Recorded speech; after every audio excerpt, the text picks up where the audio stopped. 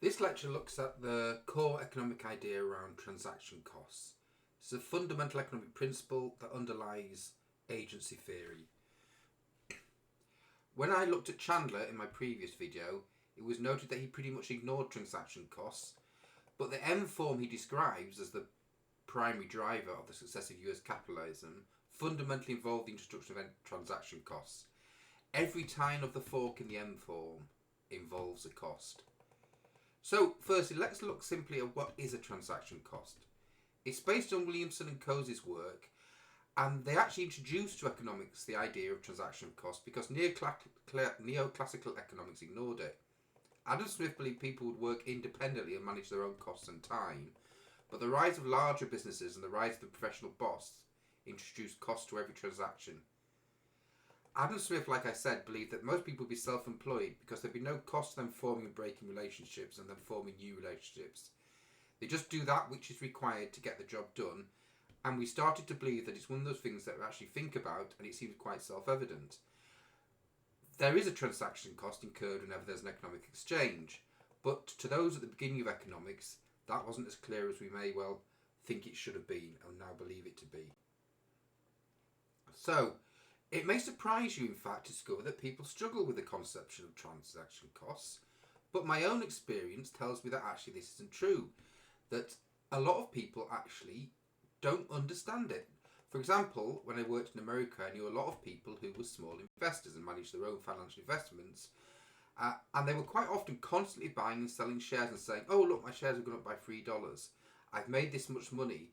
But if you point out that they'd actually spent far more than that on transaction costs and that their overall portfolio is going down in value, they often struggle to accept it. So, because a transaction cost is a very simple thing, really. It's the cost involved in making a business transaction. If you buy or sell anything, there is going to be a price. But these people, despite the fact they're ignoring it, they believe themselves to be picking and choosing good shares. So people actually fail to even see at its most basic that there are transaction costs going on around them at all the time. And they need to take this on board. So if you want to buy a stock, you need to pay a commission to a broker. If you want to sell a stock, you need to pay a commission to a broker. That commission is a transaction cost. And you get nothing for it except the transaction actually taking place. It does not contribute in any way to the profit of the deal. So if again, self-evidently, perhaps it's very important when you're rationally evaluating the transaction you wish to take. And many people just don't do this.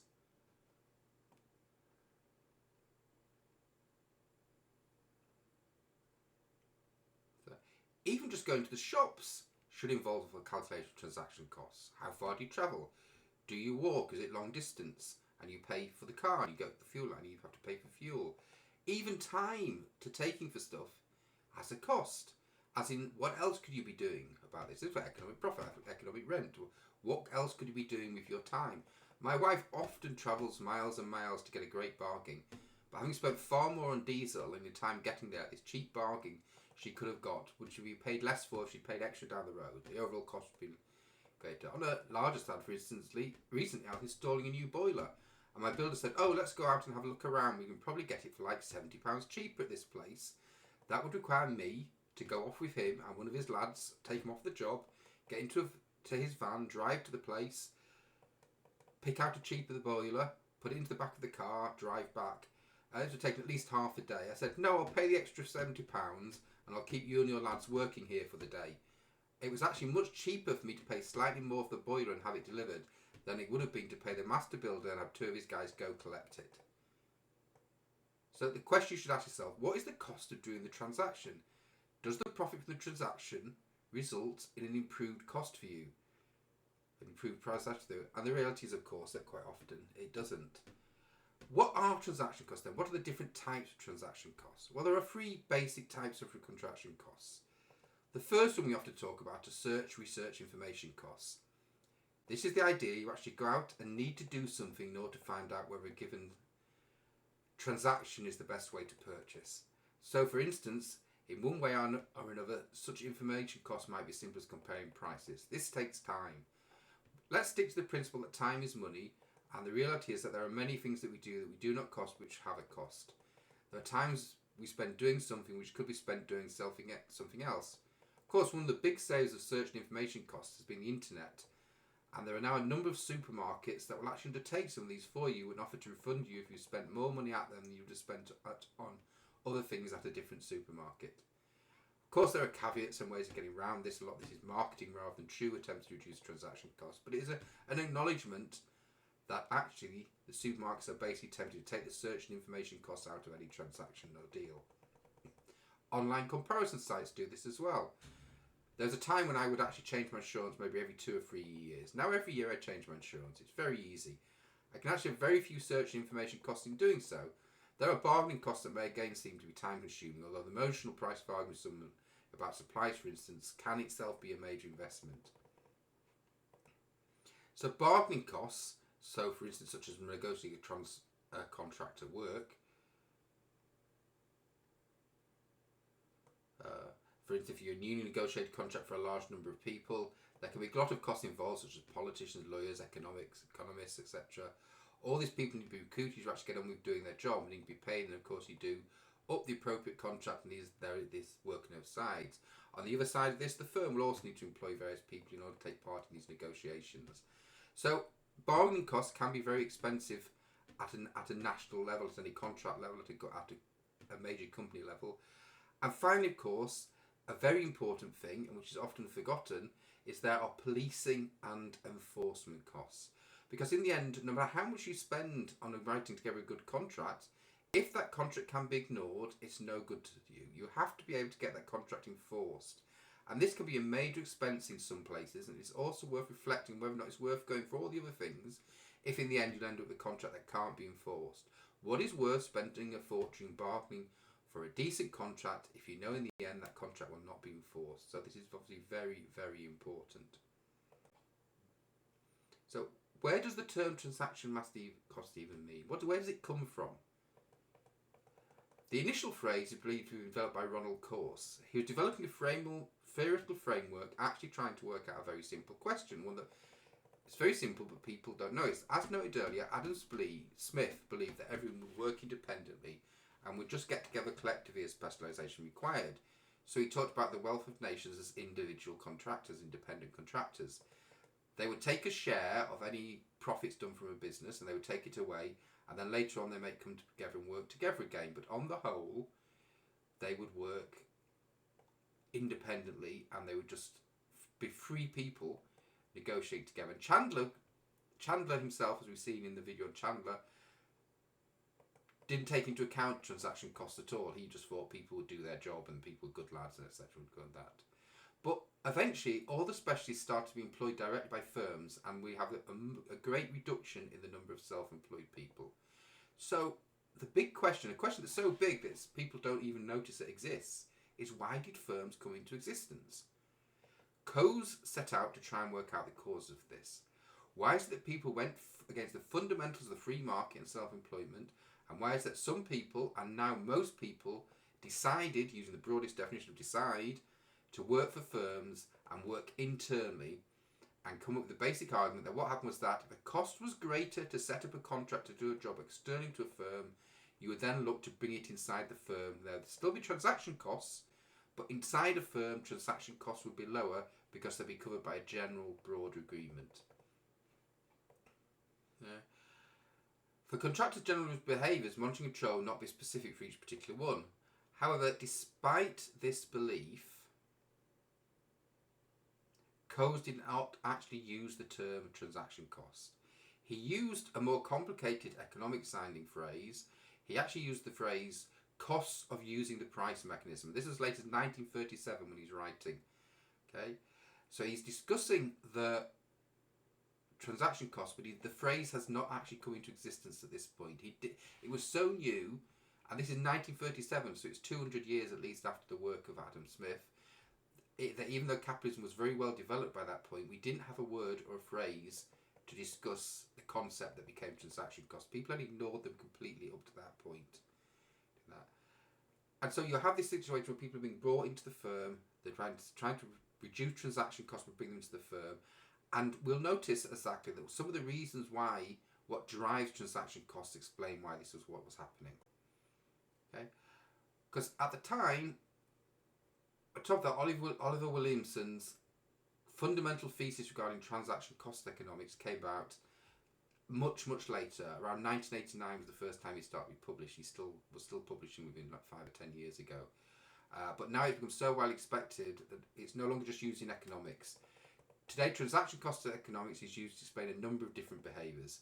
Often this involves considering things as transactions, not only the obvious case of buying and selling, but also day-to-day emotional interactions, informal gift exchange, exactly.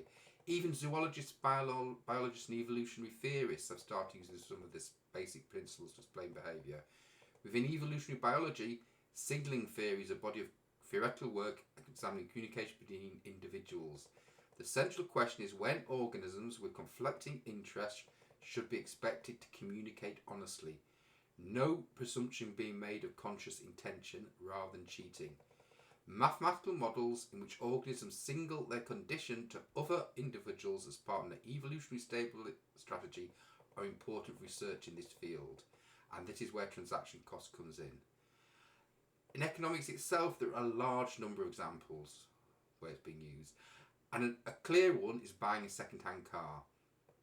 There are elements of transaction costs involved in buying a second-hand car that in order to make sure it's clear what you're paying for. For instance, you might pay the cost to do a series of pre-vehicle checks to make sure the vehicle is actually working and worth what you're paying for it.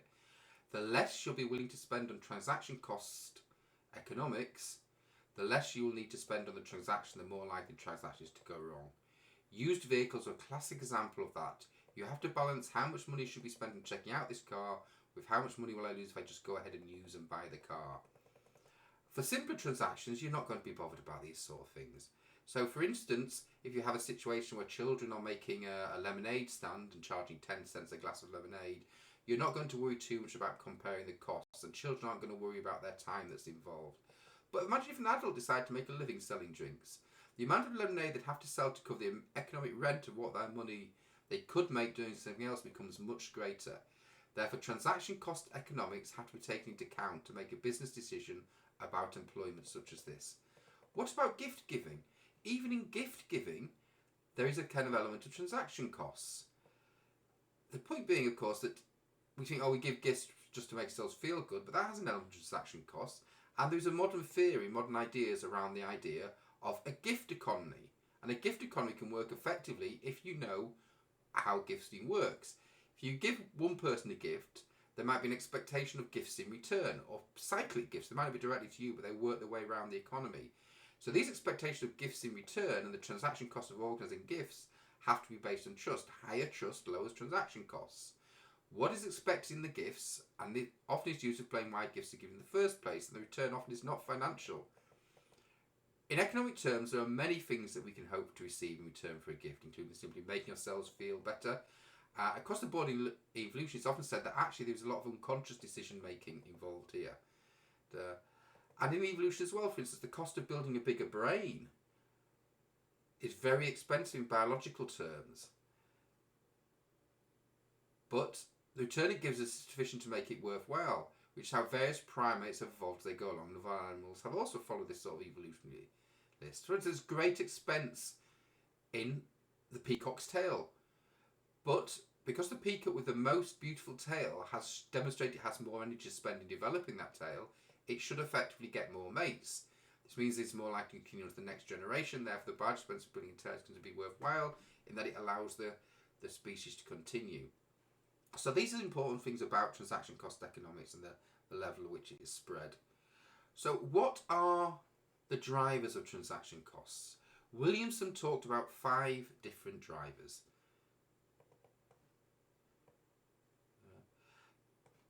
First one was frequency.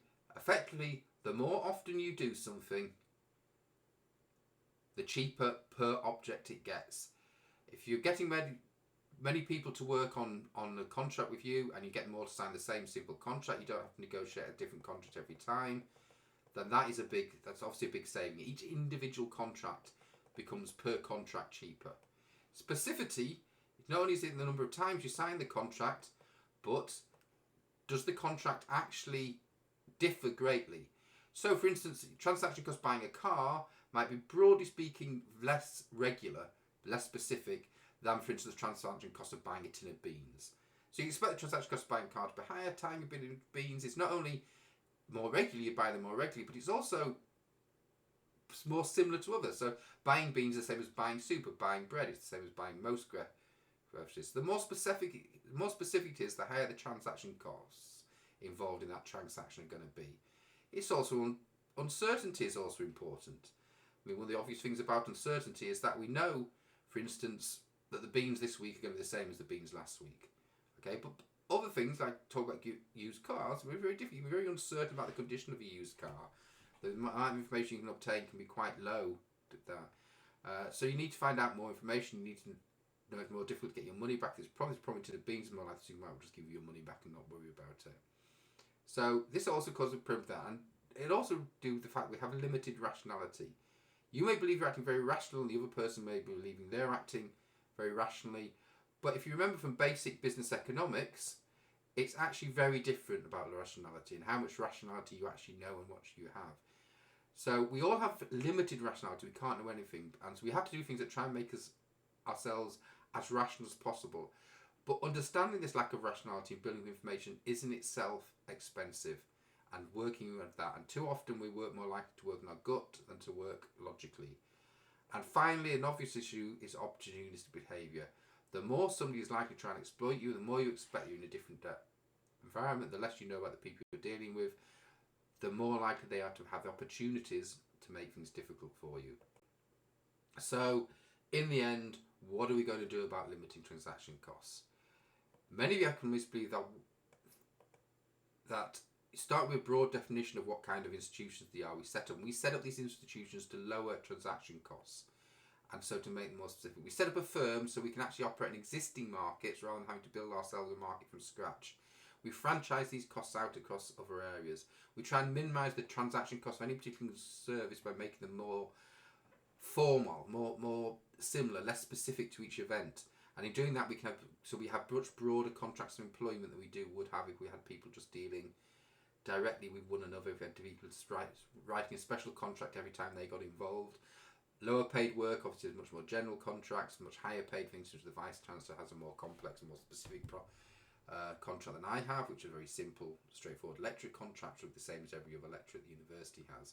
So this is one way we deal with it. So we minimise the transaction cost of producing and distributing the cost of service by trying to make it as specific, trying to use the same contract as frequently as possible, trying to actually reduce this level of specificity so that actually we are doing more the same, more general, something like that.